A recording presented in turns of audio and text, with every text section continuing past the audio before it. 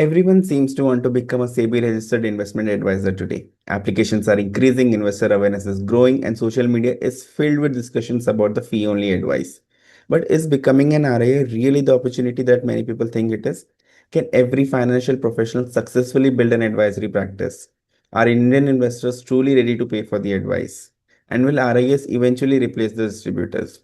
In this episode, we are having an honest discussion about the future of the RIA profession, the opportunities, the challenges, the reality that the aspiring advisors need to understand before taking the leap. If you are an RIA, MFD, CFP student, or someone considering entering the advisory profession, this conversation is for you. Joining me today is Mr. Robin CFP and Mr. Harendra CFP. Both of them are SEBI registered investment advisors or RIAs, and along with them, we also have Mr. SunYta Rao CFA. Let's get started. So, Mr. Robbins, you're an RIA from 2019. We wanted to know why have you become an RIA and is there a rise in RIAs these days? Okay, hi Prateek. Thank you for inviting me for this podcast. Okay. So literally, I would say that I became a SEBI registered RIA in 2019. Okay. Then CFP professional. Before that, I come with a telecom marketing experience of more than 20 years, cleanly product marketing. But started learning about financial products from 2003. So that created some level of financial independence that gave me confidence to pursue financial advisory, investment advisory work full time. So I think the main reason why I wanted to join RIA because I think it's a most stable, ethical, long-term advisory career. There's no retirement for it, and becoming an RIA is absolutely worth it. And I believe in the next 5, 10, or 15 years, India will be moving strongly into the path of financial advisory. Right. We'll talk about how India is moving ahead with the this advisory business and the ethics part of it as well. So, Mr. Harendra, do you think this is like just a temporary phase, or as Mr. Robin said, it will grow strong in the future? What is your expertise? No, I think, thank you. First of all, thank you for inviting me and having this wonderful discussion. In my opinion, this is not a temporary trend. It's a structural shift, right? As the more and more products are coming in the market, which are more complex, right? Like SIFs, AIFs, PMS, and all. And also, if you see the income trends is rising, the overall HNI in India is increasing, right? And also, the investors are seeking more unbiased guidance. They now understand between the product-led advisory and the client-centric advisory, and that is why there is a credible demand of RIAs in Indian market, and that has led to a demand for the overall RIA profession in India. Right. So, Sunita ma'am, do you think this demand is because becoming an RIA or the examinations that this person has to give to become an RIA is since that has become easier, is that the case? Or because many of the mutual fund distributors are also now looking towards becoming an advisor. So, what do you see the trend in terms of gaining knowledge or the Yeah, examinations? yeah. Thank you so much, Pratik. Adding to what Mr. Harendra just said, there are so many products are coming up and things are getting more complex. What was traditionally 5, 10 years before just knowing a few mutual fund products, it was sufficient, but now it is not like that. So that's the reason why I feel that the knowledge importance is gaining more stronger compared to anything else that way. So the knowledge is something which I 100% advocated and not just passing the regulatory examinations. That may be a very simple, anybody can do it, but the constant, the hardcore knowledge is what is essential. And that is where this entire financial planning fabric of ecosystem is growing up. So I think in the next 5, 10 years, this is going to stay forever. So talking about regulations, so Mr. Robbins, do you think the shift is driven by regulations or is it become more because the investor has now become a bit more aware? See, there for the last many years, mis-selling is common in India, which is happening from the bank or the relationship manager perspective. Okay. But as just to take it forward, what Sunita also mentioned, the term called general financial advisor. Okay, so that these guys, इनको बहुत कठिन समय आने वाला है because जो compliance cost होते हैं documentation होता है, okay, audit requirements होते हैं. So the only thing is you have to, a SEBI RIA has to move from a general financial advisor to a niche. He has to provide a niche specialized service. Okay. So he has to move from that mass advisory जो हम कहते हैं mutual fund का देने का, direct plan हो, regular plan ही होता है, अब उसको थोड़ा नीच सेगमेंट में ले जाना पड़ेगा. Yeah, Mr. Yeah, I Harendra, will just same add point some for you. data. Yeah, so I Yes. will add some data points here. What Robin also mentioned, that we need to shift, right? And this is not just one reason why we are shifting to an RIA model. There are multiple reasons. One is regulatory, as you rightly mentioned, because of the GST impact, because of the shrinking commissions and everything. But also there is, if you see, in last September or October, there were around 952 RIAs in India, and everybody was talking about, okay, 900 something odd RIAs. As on today, when we are discussing, there are 1016 RIAs registered on BSE website with SEBI. On top of that, if you see to go to a SEBI website, you will see that 40 applications are pending with just SEBI. I'm not even counting the applications pending with BSE yet, which might be more than that, because that's the first layer where they will filter and review all the applications and approve, and it moves to the SEBI. So there are various reasons, right? And as I previously mentioned, that investors are more become aware about what is right, what is wrong. No, we were historically had a mindset के advice तो free में होती है. We don't need to pay a fees. If you remember, like, during our parents' time, an agent used to come to our home or maybe an office, and they'll sell us a policy कि 1 lakh का 5 lakh हो जाएगा and something of that sort. They never asked for a fee, but there was an inbuilt commission in that product, which was paid by the manufacturer. That mindset is taking time to shift. There's a learning curve, definitely, and Indian investors are learning. They are more aware now compared to the previous generations. So definitely there's a change. There's a good demand of RIAs in the days So ahead. over here, I will slightly agree with what Harendra is saying and slightly disagree with, okay, what Harendra is saying. From 940, it has reached 1030. See, the transition is very slow. Okay? It's happening because India is transitioning, but we are not fully there yet. Okay. So एक तो ये हमें बात समझनी पड़ेगी कि Indian investors, he has been conditioned to believe that advice is free.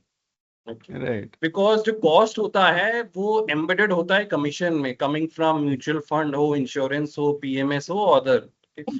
So now investors are slowly realizing a free advice often means product driven advice. Okay. But this, as Harendra said, this will change. A drastic, I would say, a turning point will come. अगर हम अभी देखेंगे mass segments में देखेंगे, okay. So if I categorize the entire India into few categories, जो mass retail है वो fee देने में अभी भी तैयार नहीं होएगा, the mass retail point. Okay. Next आते हैं upper middle class, who are right now improving. Okay. They are accepting the fee standards of RIA.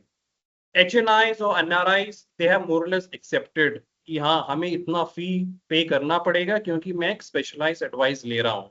Okay. तो fee resistance will exist till financial literacy improves in the entire country. So that's my point on that. Yeah, right. SunYta ma'am, anything you want to add? Yeah, one or 2 points. What I feel that, okay, investor psychology building is more important for flourishing of this RIs. That is what you are saying it, right? And that is almost people have accepted it. They are getting well. The less we talk about it, the investors are not going to pay, the more we'll be conditioning that they have to pay. So I think we should, as a professionals, we should feel positive, or we should feel that the worth of the advice which I'm giving is going to add more value to the investor. He's going to make more money. Then when he's making more money, he will look less into our pockets. Our pockets means the planner's pockets. So it's a value, the advice which keeps on, has to grow exponentially to cut down the noise about the value of the fees, which the price of the fees which the investor is going to pay. So let us all work towards the value of the advice, which I believe it comes only through the knowledge. And the knowledge of finance is so vast, so abundant, and so dynamic. Every time the taxation changes, everything, some new products keeps coming in. So we have to be at the speed of it. When we are in the speed of the flow of learning at such a fast pace, these fear factors, whether they are willing to pay or not pay, that will erode eventually. I feel. So I think as professionals, limited number of people, a lot of opportunities are there. We are simultaneously growing ourselves. We have to beat the next generation professionals who already know कि yes, they are very street smart bolo, very savvy bolo. They know that if they want to get their jobs done, they are willing to pay the fees rather than taking the headache of it. It was the previous generation who had a lot of time to talk, discuss, and all those things, but the current generation do not have the time to talk about it. So I think we are at the right point, and today's discussions, I'm sure it is going to add a lot of value to a lot of listeners over here. Yeah, I had a small doubt. It's a question to Mr. Harendra and Mr. Robbins, both of you. So when we talk about younger generation, somebody who's under my age, a little bit older to me as well, who's, entering into the serious journey of financial planning or, getting a investment advisory. So previously, when compared to direct and regular funds, people didn't have much idea.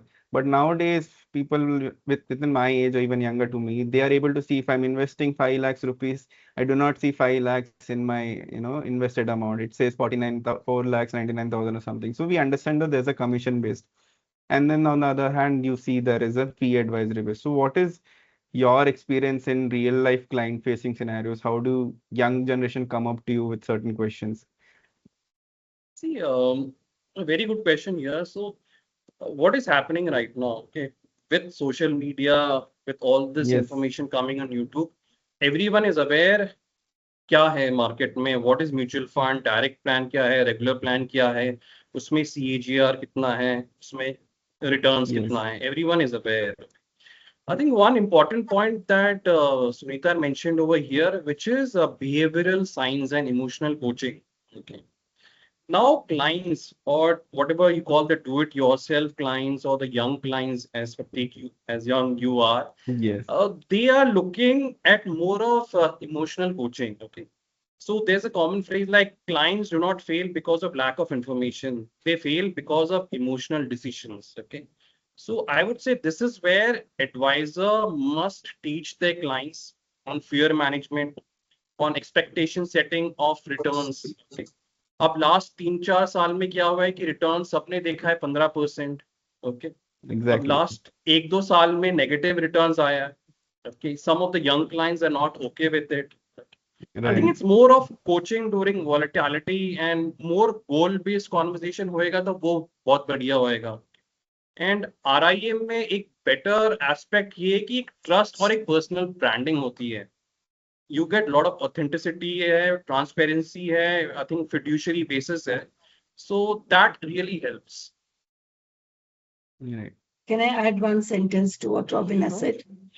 Yeah, no? So as you rightly said, the young generations, they are still not adapted to the value of advisor paying the fees. Because for them, 5 lakhs may, even if it is a small cases portfolios, when they have to pay 2,000 or 5,000 also, they feel that, oh, my profit is not so high to cover the cost which I'm paying for the small case advisory fees. So they're at that junction where they're still understanding what is it. So in the process, what is happening, they're damaging their parents' portfolio, which has been already done, kind of a thing. They started judging the parents' portfolio, saying that, okay, your portfolio did not give the right thing. So certainly what is happening, the decisions of the parents' portfolios are shifting into the hands of the young generation who sound more tech savvy, who say that I know all, kind of a thing. Sometimes a little ignorance is always good for making the wealth creations. Too much of a knowledge is actually puts us in a wrong position. So I think the wisdom lies in choosing the right financial advisor who works exclusively for the client and for goal-based approach, kind of it. So that learning, that two taglines, if every one of us learn it, I think we're in the best systems ahead. So I would like to add one more thing, and that will be surprising for everyone, that more and more young investors are coming to RIAs. They understand that it is easy to pay the fees because it is very transparent, right? You know what you are paying. And it is not that there's a some kind of a saying in the market that RIs are very costly, you need to pay hefty fees and everything, though nothing like that. It is under defined, fees are defined by SEBI. There's a higher cap defined, and there are multiple RIAs charging from like say 10,000 to 1,51,000 also. So you choose your the one RIA which suits your lifestyle, choose aligned to your goals, aligned to your thinking level. So you have a choice. You can go visit the SEBI website, or you can visit various websites where the list of RIAs are already available. And that is what young investors are doing. They are coming with the very good questions, like whether I'm taking too much of a risk at this point in time, whether I can plan my vacations. They are coming with the planning of a vacations also, international vacations. They are asking whether I'm adequately insured or not, whether my insurance is adequate at this point in time or not. So such very nice questions they are coming up, and I think that is what is the change that we are seeing in the market. Yeah, this is the same thing which even I have observed, because as you were speaking about transparency, when I come to an RIA, it is very clear कि okay, I'm giving an X amount of it, and then there is no commissions involved, because एक mindset रहता है ना कि सामने वाला कितना कमा ले रहा है करके. Suddenly if the distributor has a Mercedes new car, everybody says कि अरे मेरे commissions इसने कार खरीद लिया. So I understand how it's saying. So my next question would be like, who exactly should become an RIA? Mrs. Sunita, I will start with you. Who should actually become an RIA? What shift should be there in the mindset? So yeah, the shift is more like if you say the dignity which is coming up. The last 10, 15 years, when a distributor was there, he has been doing a lot of businesses. He has made a lot of families happy. That's for sure. But there is a lack of a dignity, respect which has happened for him. Because of that reason, his next generations are also not ready to take up that business. Jabki that is a very valuable business kind of a thing. The moment we restructure this and give it dignity or a label to it as a certification, as a professional programs kind of a thing, suddenly there will be the young crowds who will be now shifting towards the wealth management. And with the AI coming up, all of us are aware that, oh, AI is coming up, everything is easy, we say that. But no, with the AI coming up, it has actually helped the RIA industry, because now they know that, okay, it is giving me information to at least 95%, but the 5% is what somebody like Mr. Robbins or Mr. Harinder will help me in taking it up. I don't want to risk that 5% of my life. And who can become RIA? Anybody who wants to have an independent lifestyle, not trying to fit in the bracket of 9 to 5, have a consistent and a perennial income for the rest of his life, where there is no retirement age, and where you become wealthy when the others become wealthy. That is the most noblest profession over here. There's no profession which says that, okay, I'll make money at the cost of others. No, here you make money when you make others rich. So I think everyone who has that psychology of helping others should become the RIAs. I would add on to this. I would say जो लोग ये समझते हैं कि मेरे को recurring income first month से आ जाएगा आफ्टर मैं RIA और CFP सर्टिफिकेशन, उनके लिए RIA बिजनेस नहीं है. Okay, they are gonna sure go for high disappointment level. Okay. I would say this profession rewards patience, consistency, and integrity. Okay. So many aspiring advisors, they expect, हाँ मैंने CFP certification कर लिया है, RIA का certification मिल गया है मेरे को, अब मेरे पास वो इंटेलेक्चुअल फ्रीडम आ गई है, टेक्निकल स्किल आ गया है, अब flexible work life as Sunita mention, वो सब आ गया है, let me start off. Okay. First thing, client acquisition over here is harder than expected. So there's a gap between expectation and reality. आपका जो टेक्निकल नॉलेज आपका CFP सर्टिफिकेशन से आया है, that will not guarantee you that you bring clients. Okay. Clients आते हैं, trust के साथ आते हैं, पेशेंस के साथ आते हैं. Okay. So that's my take on RIA. Those who want to join have to come with that mentality that मेरे आने वाले 1-2 साल में my income may be even zero. No, I'll just add to the point here, and you asked about the who can become an RIA, right? So let me first talk about the eligibility. So usually people think that only someone from a finance background can become an RIA, but that is not necessarily true. Last year, SEBI has made a change in the regulations wherein they have made the entry very easy. Now people from any stream, if you are a graduate in any stream like science or commerce, you can become an RIA as long as you are meeting the regulatory requirements and you complete the required certifications, right? But beyond the eligibility, I personally feel that the mindset is required equally, which is important along with the eligibility to make someone become a good RIA. So if no, the RI is only suitable for someone who's genuinely want to build an advisory-led practice rather than a product-led business, as Robin was also saying just now, and someone who enjoys understanding the client, their needs, their goals in a unbiased way, and believes in long-term relationship with the clients. So here your role is not limited to telling the clients where to invest, but starts looking at your no usually clients start looking at you as a guidance on their important things in their life, like retirement planning or managing risk, building wealth, sometimes even helping them to avoid emotional decisions during the market volatility. So no, I feel that your role becomes more similar to a personal CFO for them rather than just becoming a advisory for a product. So that's what an RIA is. And if you're ready for this, then yeah, it's for you. So, sir, can somebody become a good advisor without becoming an RIA? As you said, we were talking about retirement planning. So most of the mutual fund distributors or other insurance people, they also say कि sir ये product आपके retirement के लिए है, this is Yeah. good, this is bad. So do you think people can become a good advisor without becoming an RIA, or should they do it or not? See, I sat here. I think I'm not saying that this model is only the right model.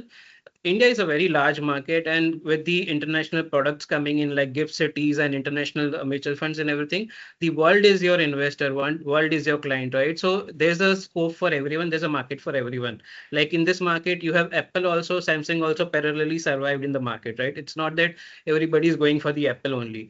As long as you are serving the client, serving their needs, meeting their needs, helping them to achieve their goal, you are a good advisor, right? If you are just focused on your income and your benefits, then initially you might do well, but eventually you might not survive. So if you are client centric in this market, definitely you are a good advisor. SEBI has very clearly bifurcated that financial planning is a part of the investment advice, and if you want to give an investment advice, you need to become an RIA.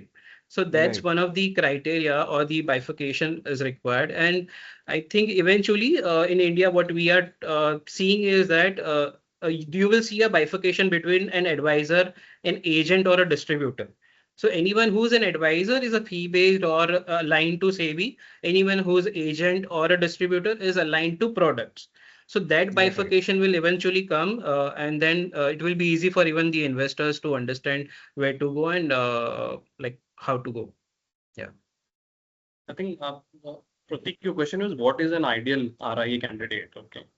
So I think we have discussed this. I think I would say age of an RIA should be at least 30 plus. Okay. With someone very strong in fundamentals on personal finance space. Can be through self-learning, वो भी हो सकता है. Minimum, I think 5 years experience, more the better. Not necessary from finance field. Okay. I think this is the most important thing. Strong service mindset होना चाहिए, client first, fiduciary approach, और sales oriented भी होना चाहिए. Okay. A lot of people say कि sales oriented नहीं होना चाहिए, but I would say RIA has to be sales oriented guy. This is most important. He should be willing to invest 2 years with limited income expectation. ये important criteria है. I think last hai has to be tech savvy enough to build a digital presence. Okay, because the way what SunYta was also mentioning with AI coming and digital advisory coming, human plus digital advisory is a next step. Okay, you have to be tech savvy. You need to understand more of the AI perspective. Right. All of you are always mentioning RIA as he, but I would like to mention that there are a lot of she's coming into the stream. In fact, the she coaches or the women coaches, the women RIA are also adding a lot of value in different perspectives. One is that okay, they are slightly conservative. They have a lot of patience to listen. They're indirectly supporting the next generations. They're teaching the next moms or the next girls they're teaching it up. So when the women are learning the finances or handling the finances, so that is also a very big segment where the women RIs are also coming up strongly. So let us not make it as a very gender key RI is for the men. It's not that. RI is meant for the women also that way. And I'm sure there's a big volume of people coming into this journey, and they'll be also good creators, and not only in terms of actually the entire process has to go in a three dimensions with the education, with the technology, and with the compliances. So all the three things, unless they are strongly pillared together, things will go haywire. So somewhere we all of us are trying to find out the midpoint of all of them. I think Robbins have added a bit of sense to what you have been trying to say there. No, but I agree with you that women are, and in fact, there are more and more women are coming in the RIA space, and that is good for the industry in general also, because historically, if you see, our mothers are good with savings. They used to put some amount, small amounts here and there, and they were very good with the finance and everything. That has become more structured now with the education and everything, and the new generation, females are very good with the finance, and we have many RIAs, females in our industry, not just in the RIA space, but overall in the mutual fund industry also. There are many women advisors. So it is, yeah, it is good for, it is equally good for everyone. It's not gender biased. I will concur what SunYta said. I think China जो अभी China as a superpower बना है, and the turning point was when the women workforce started coming into the main labor force category, and this has to change in India. And I remember one of the CIOs of a famous reputed mutual fund company saying that that change has to come. Right. So as Mr. Robbins, you said, no, that an advisor or an RIA should also become a good salesman. These days, I'm observing many of the YouTubers or the social media influencers who had a big following previously, but now as per, because maybe there's a regulation from SEBI, now everybody, all the YouTubers have also become SEBI registered advisors. They start their ad with ki, I'm a SEBI registered RIA, I'm a SEBI registered advisor. So, do you think, how does a person find balance between technical knowledge, practice, and sales perspective? Question to Mr. Robbins. Yeah, I would say I think Harindra can answer this because he just became an RIA. So Sure, Mr. Harendra, yes. No, I think, yeah, as you rightly said, right? There's a trend nowadays that everybody wants to become an RA, whether it's a influencer or somebody from the on a product-driven market also. Uh, be it regulatory driven or be it something which is forced to them. But yeah, everybody wants to become an RA, and it is a model where you need to have an experience of not just like advisory centric or a product knowledge, as rightly mentioned by Robin, that you should have a knowledge of sales, operations, technologies, AIs, and automations, and everything. Everything needs to go hand in hand here. And if you are well versed with everything, you will be able to reach the clients easily, because there are certain regulations which doesn't allow us to market ourselves openly or advertise about Right. ourselves. So if we know the right technology, if we know how to use it effectively within the regulations framework, we will be able to reach the right client, and we will be able to market it better.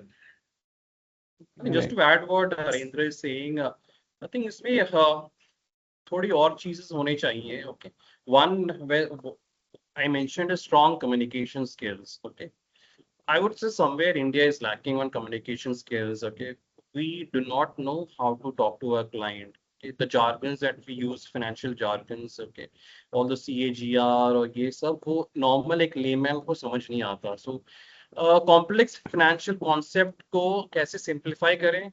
I think that is one part where I think young advisors who want to become an RIA should focus on.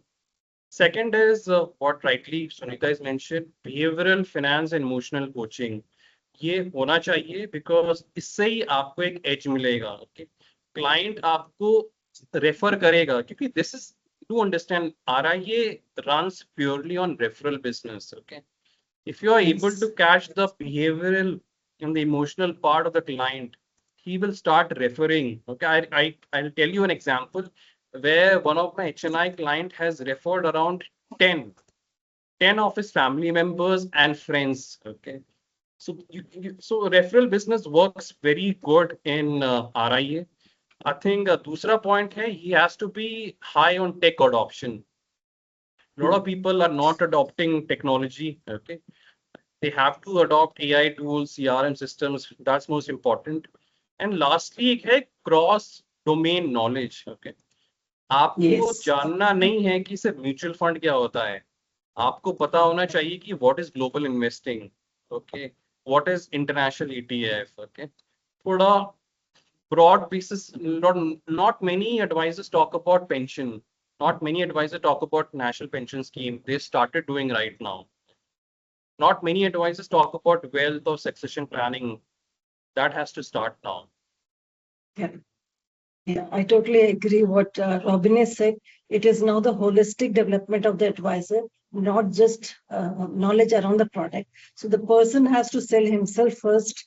He has to become more the go to the person kind of a thing. He should be more of having deeper conversations, not to understand the emotions behind the financial decisions. Financial decisions is just a 5%. 95% is the emotions with where the planners connect with them, not advising them on the big life decisions, because generally what happens, people start giving the life decisions. Oh, you have to shift from Bangalore to a smaller place. Oh, you have to do this. Oh, you should not send your child abroad. So we should not disturb the life decision. That is entirely of the client. How that will be mapped to the financial decisions is where we have to play the role. So we should know where to draw the lines, kind of a thing. We somehow become the life advisors, not the financial advisors. So once we draw that fence around ourselves, he will also respect us. We should not break the families that way. We should not break the emotions of the family. We should support them in their decisions. So I think the value of a person is more important than all the external things. So intrinsically, how the person grows, that is more important. So yeah, so in the journey of growing like from a product distributor or a financial planner, Sunita, I wanted to know from your perspective, since when you train people to become a CFP or an RIA, how does a person evolve from day one till the day 90 of becoming a financial planner? What is his journey or her journey feels like? How do they, feel in terms of technical knowledge, and what all aspects do they gain confidence in? Yeah.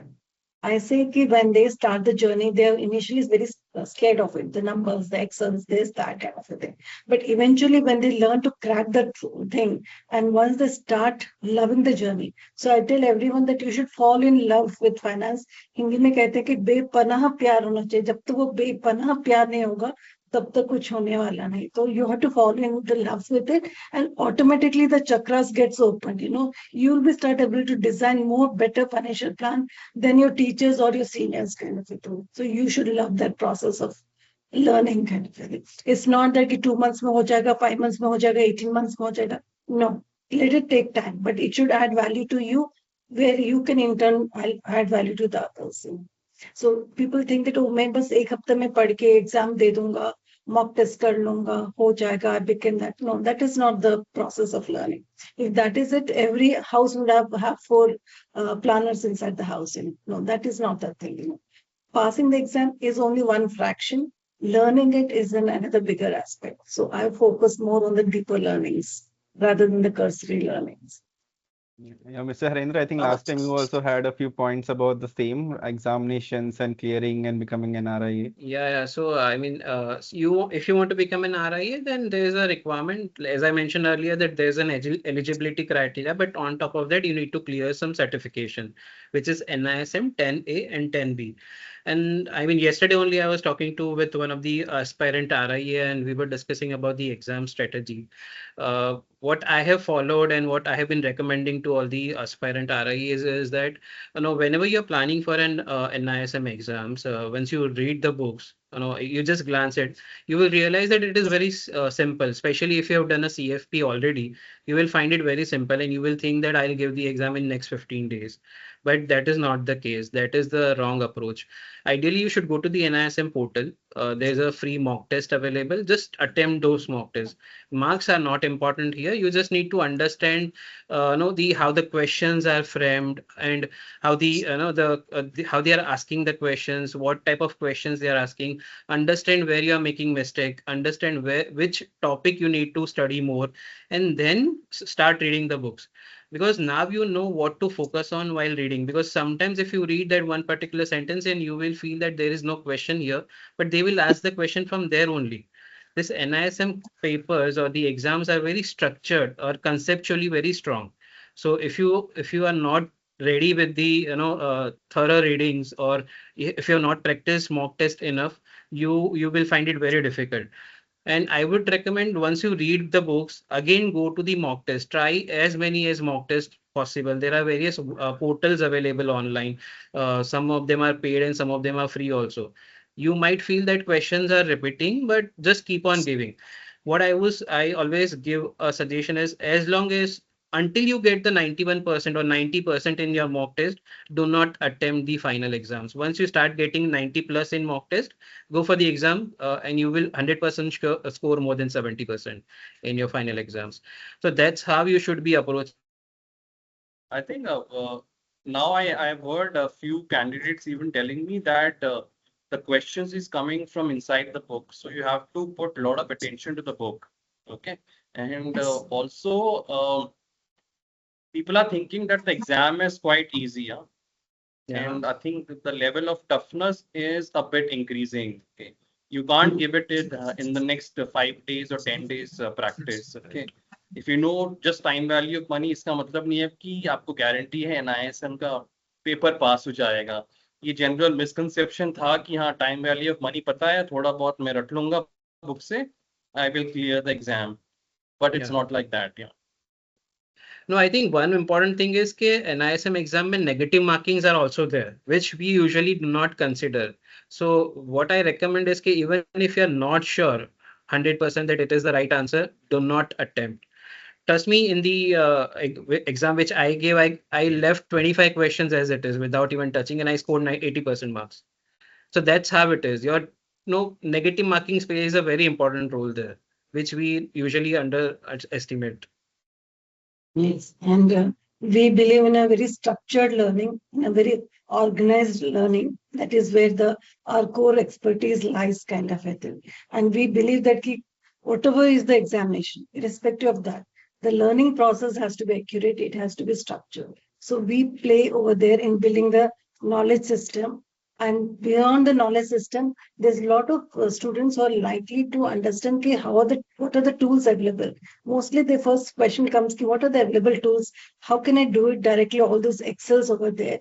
And I'll put these values over there and I should get the output which I can send to the client directly. So that is a big gap coming up. And they're scouting around a lot of tools, experimenting with all of them. And then the process of finding the right tools, that itself takes 5 months, 6 months, or probably 1 year. They keep experimenting, putting money, then seeing, oh, it is not fitting their bill, because it's not that the tool is wrong. The tool may not be fitting to their segment of clients, kind of thing. So because of the break of this journey, people immediately lose out. The more number of people enter, the more number of people exit out of this business.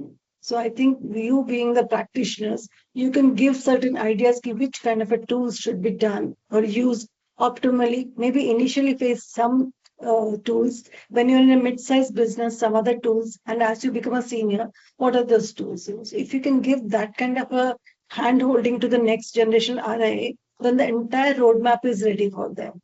So I think you can put some thoughts on this direction.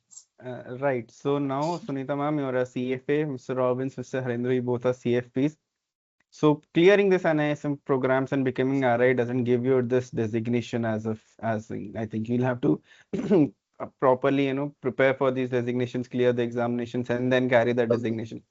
So do you think these designations actually helps you in your business, or do they help you retain clients, or it brings more credibility to your name? What does this designation actually mean? Because NISM, RIAs, as Mr. Harendra said, there are a lot many, but the designated financial professionals, what do you feel that this designation carries for your name and the business? I think it adds a certain layer of certification. Okay, like CFP is gold-plated in personal finance. Okay, but कहानी यहाँ खत्म नहीं होती है. Okay, the real work starts after you get that RIA license. This is where a lot of people start, I would say, dithering or fluctuating. They don't know what to do. Okay, license ले लिया, अब क्या करें? Okay, यहाँ थोड़े impatience हो जाते हैं. Okay, क्या करना है? Client आ नहीं रहा मेरे पास. 2 महीने और 3 महीने हो गया खाली बैठा हूँ. You have to first, I think, create a professional website. Okay, do some SEO. Okay, create a Google My Business profile, because अगर आप नोएडा में हो या हैदराबाद बेस्ड हो, पहले लोग कौन अप्रोच करेंगे? जो आपके विसिनिटी में है. Okay, 10 or 20 kilometers. They may want to meet, but RIAs में I've seen in the fee only model, they prefer to do a online discussion. So you have to build a sound अपना ecosystem on the digital platform. Okay, you have to actively participate in LinkedIn, be actively involved in Quora or Reddit or Twitter. Okay, क्योंकि वहीं से आपका एक digital footprint create होएगा. और वो digital footprint जब क्रिएट होएगा, you will start getting your first, second, third customer. Then the first customer will refer you to ABC. Okay, the second will refer you to XYZ. वहीं आपका overall RIA business success होएगा. Okay, I hope my context is clear on how to take it forward for RIA business. Yeah. Yes. Yeah, I think the designations give a value to the person. The person should know how to give value to the designations. It goes the other way around. And if you become a CFP, but if you're not carrying that label on your head, then it will lose its value, kind of a thing. So that's not big. You know, the designation has that much of value to you, the way you portray that value to it. You know, if I'm one of a profession and I go and do some interior designing or something like that, offbeat kind of a thing, the designation doesn't matter. So we have to do something which is aligning to it, then definitely we have to do. At one particular point of time, they don't matter. After some time, when people know you by the worth of your work or your worth of your service which you're doing it, they don't matter. But it is required till a certain point of time. At the same time, we should not become very arrogant, like you just become CFP and then you think, oh, suddenly all the clients will come rushing to us. No, it doesn't happen. So we have to be humble and arrogant, confident, whatever you can call that. I think which analogy is simple. I think one of the aspiring CFP candidate told me, sir, India में 140 crore की जनता है और 2,500 CFPs हैं. तो obviously those CFPs और 2,500 CFPs हैं, उनके पास business तो आता होएगा. मैंने कहा that's a wrong misconception. Okay, so you have to get rid of that. Okay. Yeah. So suddenly you should not become very proud and arrogant. Okay, I'll sit in my AC chamber and everybody will keep rushing to me. It doesn't happen. So that's the cruel reality, Bolo. It is the quicker we learn, accept that, the faster we grow in our profession. Okay, so ये है contrast है life में. So you have to be humble while you're pursuing this RIA certification. Yeah. I think, as you mentioned, right, so somebody's CFA, somebody's MBA, somebody's CFA and all, the knowledge is never wasted. You will always use it somewhere or other. But as Robin rightly said, that with this designations and certification and everything, we consider that becoming an RIA is a milestone. But he rightly said the journey begins from there. It's not the end there.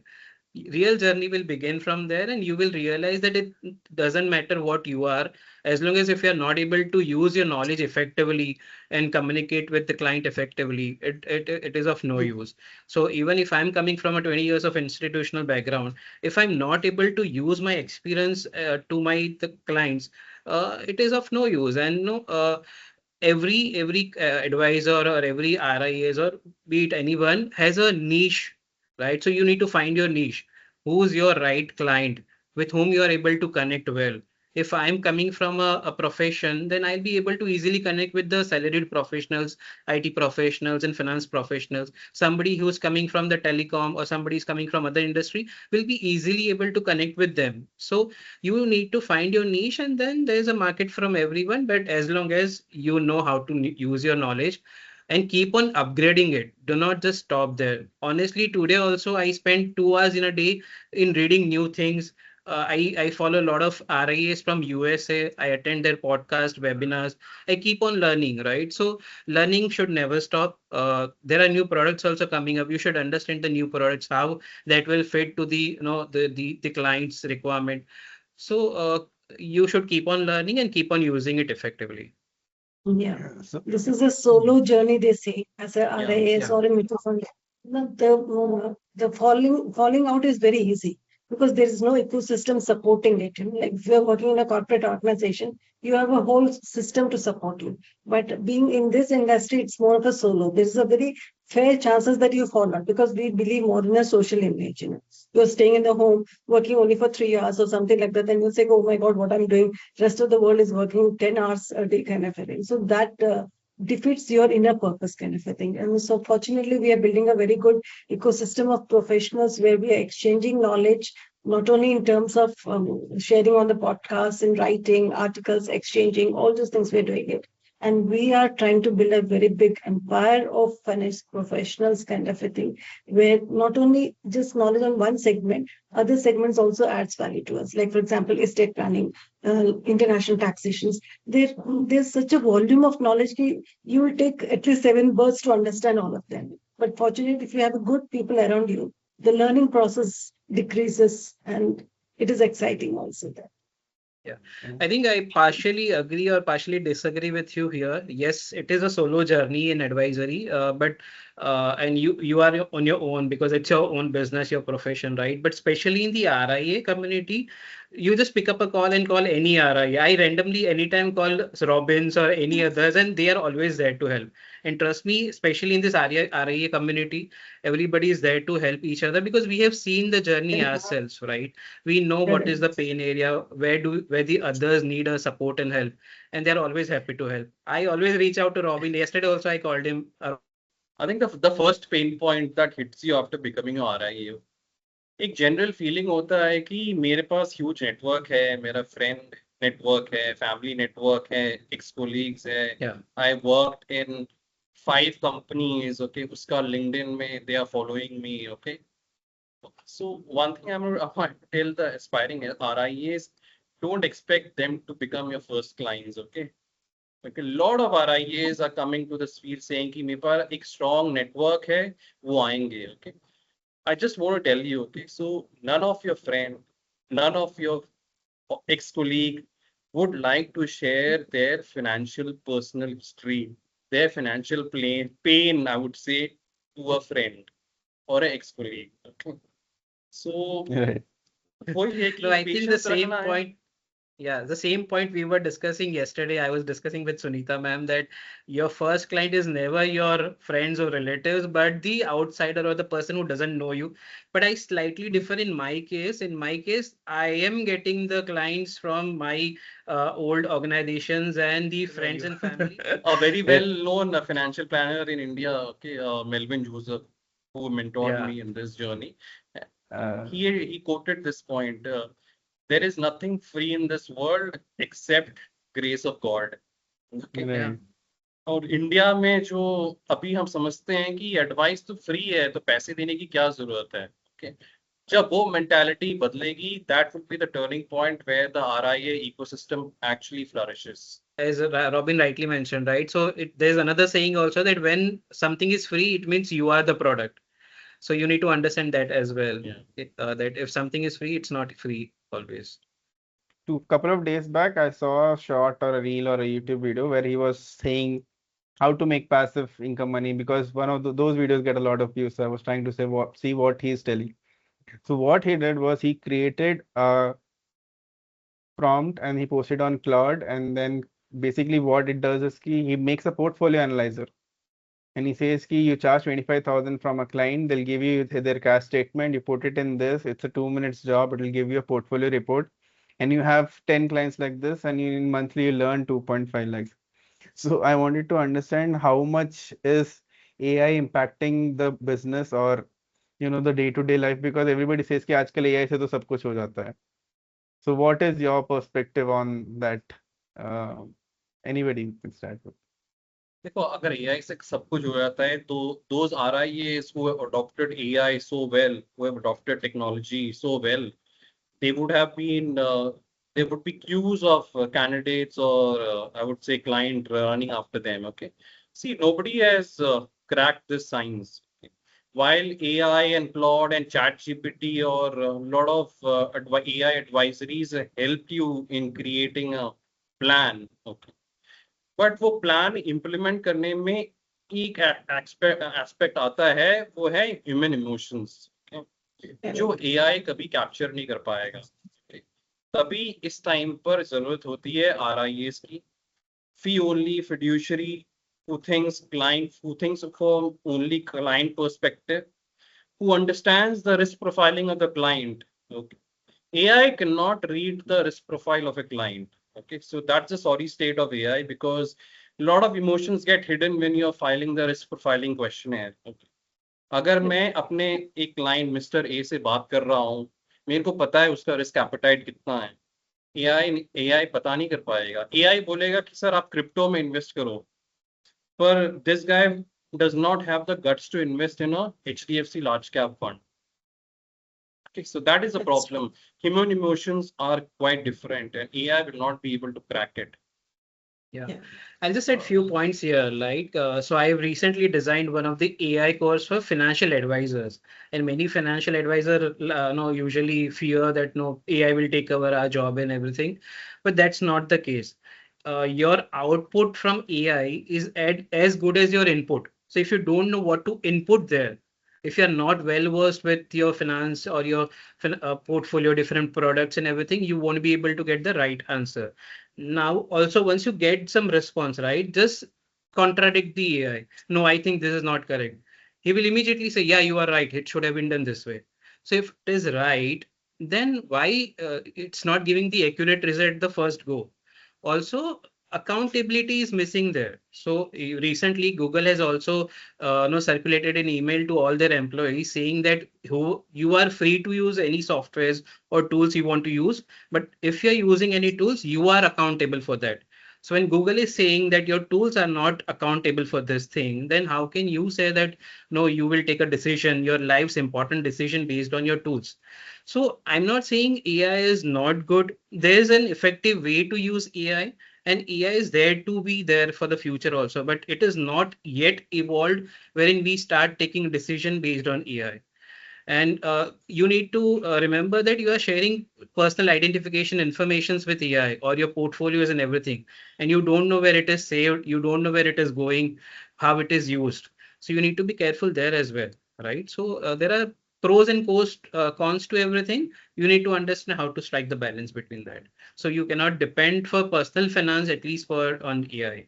You can take a day-to-day decisions like help me with the interviews or something. That is fine, but not financial decisions. Okay. I totally agree with what Haran is saying. Only finance and health, these are the two subjects when nobody will rely on the outputs of the AI. You need a doctor to advise you, you need a wealth advisor to advise you on the wealth. Rest of the monotonous jobs or anything which is like, as he's saying, is not harmful or not going to damage the wealth and the health, we can use the AI. But for the actual in the space of the wealth advisory, always the humans will take a lead. The quicker we all adapt to it, accept it, it is there, and we bow down to them, we feel that yes, we are not smarter than AI. AI is making us smarter. I think that cracks the entire process of financial advice. Right. So today we had a lot of discussions about RIA, their ethics, the professionalism, the regulations, and everything. So do you think even the mutual fund distributor or the insurance advisors, all of these professions will coexist in the future, or is it just for the time being, because I think there are many people who have built, 1,000 crores AUM or a 500 crore AUM business. For them to shift to RIA suddenly, it's like losing a lot of business. So currently, I think all the professions are coexistingly. What do you think about the future, or your views on the present scenario as well? See, the fee resistance part over here, okay, will only exist till the financial literacy evolves to a very, I would say, fine stage. Okay. Now, most important thing is your people shifting to RIA. Yeah, India is transitioning. India is transitioning it very fast. Okay, that's what I'm saying. We don't know when it will happen, but the Indian advisory industry is likely heading towards, I would say, fewer but more specialized advisor. Very strong compliance standards will be built in for MFD and RIAs. People who adopt hybrid human plus digital advisory, they are the one who will succeed in the next 10 or 20 years. Okay. And those RIAs who focus more on goal-based planning, deeper, I would say, behavior and emotional coaching, they are the one who will succeed. I heard that you have to make it as the structure form has to be changed, maybe from an individual to a LLP or a private limited when you do it. Then this operations of RIAs and the MFD can coexist. Is it right or wrong, or is it like something which I misunderstood it? I would say there are a lot of it's under the gambit of SEBI how they approach. Okay.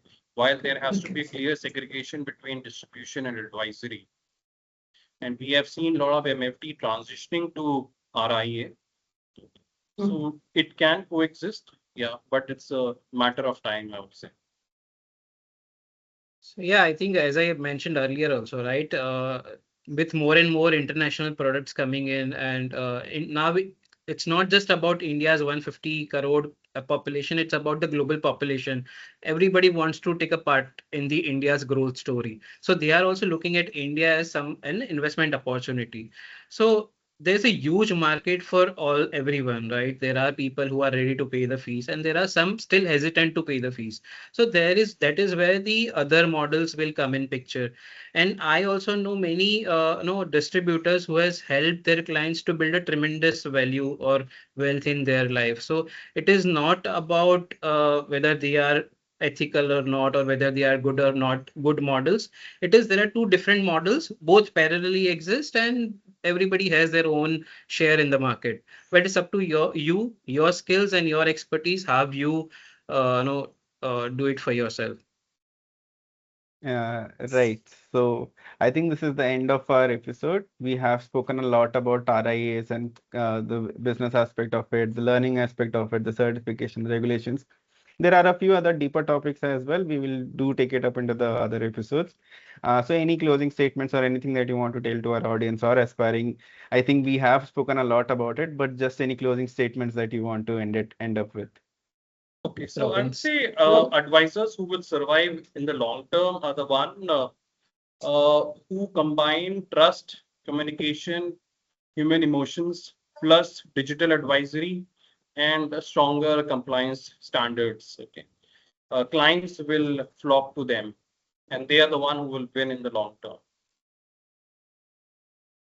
See, I would say that if you have the right mindset where you can put the client's interest first, then the RIA model is suitable for you, and there is an immense opportunity for everyone here. And as we have seen also the recent trend, right, finfluencers and various distributors and agents are also moving towards RIA model. So there's definitely a surge in the demand for not just from the regulations or the business model side, but also from the investor side also. So yeah, I think I think anybody who's aspiring to become an RIA, they should do it, and then definitely they can always reach out to any of the RIAs for the guidance. Yeah. Since I come from the background of knowledge and I advocate very strongly for the knowledge, so I would feel that it has to be constant journey. The fuel or the burning desire to keep learning should always be there. That is the key flow for any successful business kind of a thing. And finance is a wonderful subject. It is like The subject which talks about the money is the only one which keeps everyone happy. Open your eyes in the morning, it is money. Close your eyes in the night, it is money.